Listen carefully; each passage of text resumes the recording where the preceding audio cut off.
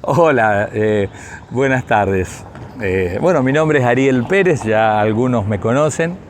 He escrito hace unos años atrás, he escrito Apasionado, San Martín Camino a San Lorenzo, que es una novela muy interesante que ha sido bastante conocida en San Lorenzo, que cuenta un montón de cosas que podrían ser desconocidas para el común de la gente. Este año tuve la suerte, gracias a la pandemia de alguna manera, que nos dio tiempo de sentarnos a escribir, de poder escribir mitos y dudas en el combate de San Lorenzo, que no es más que la segunda parte de Grito Apasionado. En realidad, cuando uno hace un libro, tiene un montón de información paralela, un montón de información anexa que no va en el libro porque sería redundante, pero que es muy interesante para que no se pierda. Después de haber terminado el Grito Apasionado, yo hice un compendio de un montón de datos que a mí me habían quedado y que era una lástima que se perdieran. Yo los quería tener en un libro para que quedaran escritos.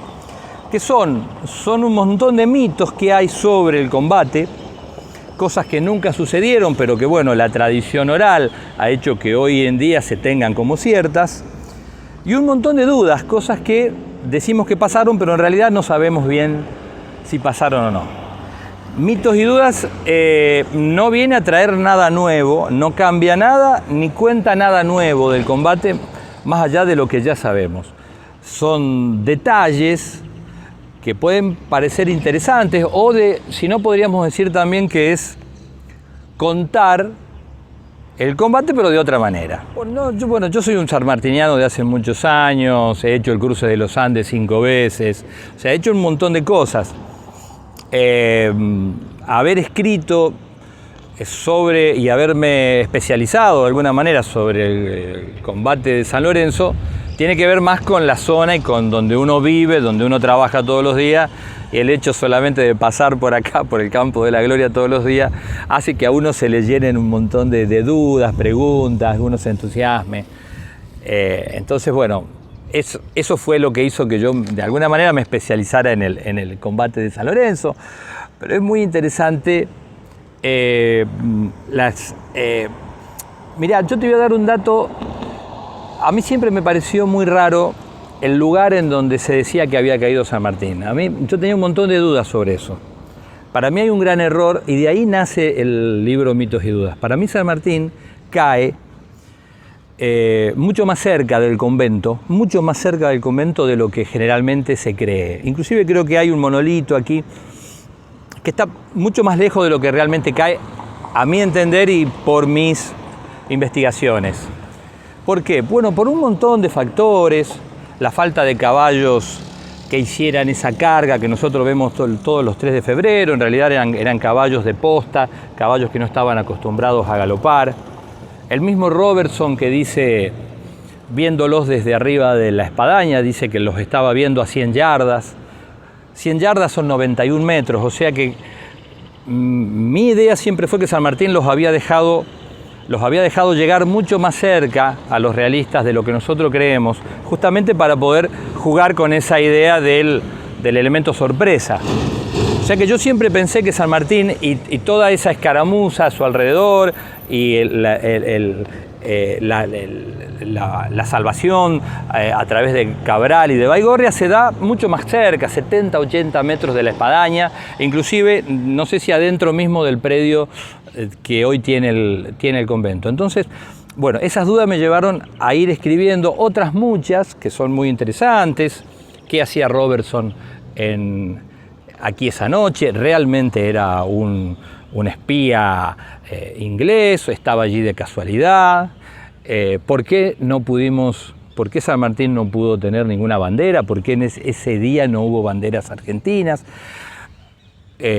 ¿Cuáles fueron las heridas? ¿Cuál fue la herida de Bermúdez? ¿Cuál fue la herida de Cabral? ¿Cómo es la historia de Bogado? ¿Realmente Bogado es uno de los paraguayos rescatados ese día como prisioneros? Bueno, todo eso lo explicás en los libros. Claro, Mitos y Dudas analiza 20 temas distintos que, ya digo, aclaro, no cambia nada, no hay nada nuevo, solamente ver cosas que nosotros pensamos que pasaron, pero que realmente no lo sabemos, y otras que estamos creídos que sucedieron y realmente no sucedieron. Sí, fue importantísimo, yo te digo que a la altura de los combates de Salta y de Tucumán de Belgrano, porque tuvieron una importancia no solo militar, sino estratégica y política. Política para el propio San Martín, porque en ese momento él pudo demostrar que no era un advenedizo, que no era una persona, en ese momento recordemos que le tenían mucha desconfianza en Buenos Aires, o sea, políticamente él pudo demostrar que realmente venía, quién era y qué era lo que quería hacer. Estratégicamente, porque la verdad que de alguna manera se cerró el río Paraná y los realistas no volvieron a intentar subirlo. O sea, fue realmente muy importante, más allá de lo anecdótico que fue el único combate que hace San Martín en nuestra patria. O sea, muchas veces me la hice. Mirá, vos sabés que sabemos que Cabral era un muchacho, era esclavo, era sambo o mulato, ¿no es cierto? Hijo de negra e indio. De alguna manera la sangre india de América acciona para salvarlo a San Martín. La verdad que es contrafáctico, es imposible saber qué hubiera pasado, pero si San Martín hubiera muerto en esa primera batalla, yo creo que muchas cosas hubieran sido distintas en nuestro país y todas para mal. No, el primer libro, El grito apasionado, es mucho más que el combate. En realidad empieza contando los 11 meses anteriores al combate.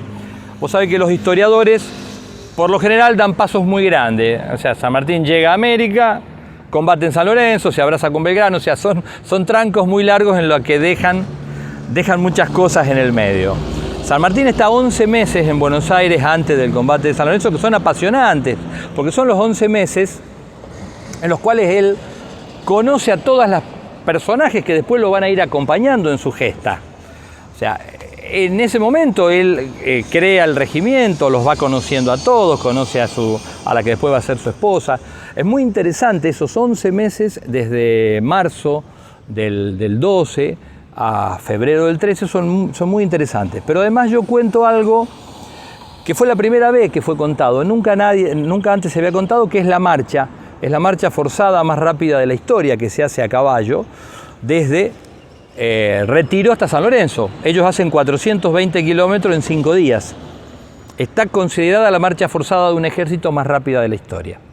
Eso yo lo voy contando día por día, lo hice a caballo, hice a caballo las postas para poder ir contándolo. Después, lógicamente, se cuenta el combate y se cuentan otras dos cosas muy interesantes, también bastante desconocidas, que son los 4 días que San Martín está en San Lorenzo luego del combate, los 4 días con él muy golpeado, herido, con la flota que sigue estando acá enfrente, su charla con los realistas, con Zavala. Y después se cuenta también el camino de regreso, que es muy interesante porque pasaron muchas cosas importantes en el camino de regreso desde San Lorenzo hasta Buenos Aires, y el recibimiento de los granaderos por el nuevo gobierno, que ya en ese momento estaba gobernando la Asamblea del año 13 con Carlos de Alvear en su cabeza.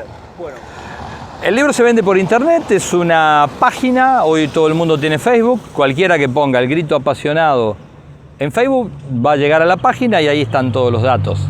Si no, en algunas librerías de San Lorenzo se consigue también. Bueno, también gracias a la pandemia, porque eso ha hecho que tengamos, los que teníamos ganas de escribir, tuviéramos un poco más de tiempo. Sale este otro nuevo libro, que es el último, que es Nazario de San Lorenzo, que ahora creo que enfrente de la casa de Nazario vamos a charlar un poquito más. Gracias. Gracias.